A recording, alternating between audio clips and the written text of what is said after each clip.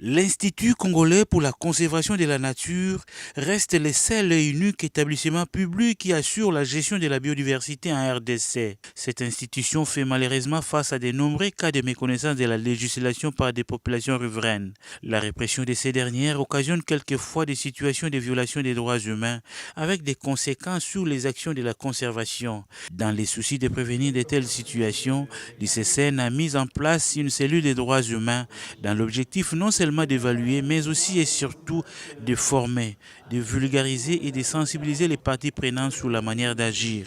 Voilà qui explique la tenue de l'atelier sur les mécanismes de gestion des plaintes dans les aires protégées de la RDC que l'ICCN organise en collaboration avec GIZ. Lorsqu'on observe les situations comme les limitations inappropriées de nos aires protégées, l'expoliation des terres, quand on observe le phénomène de braconnage, on se dit tout simplement qu'il y a effectivement un problème.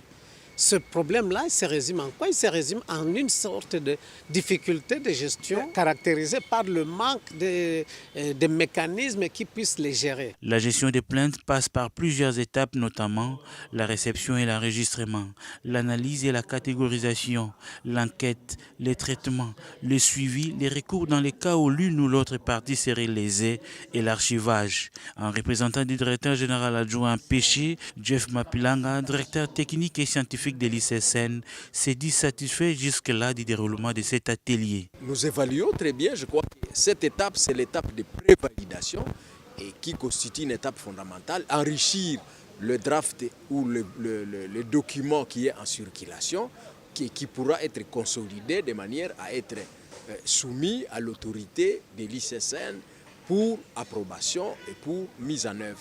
L'atelier sur les mécanismes de gestion des plaintes qui ouvre ses portes ce jeudi 23 juin va se clôturer le samedi 25 du même mois.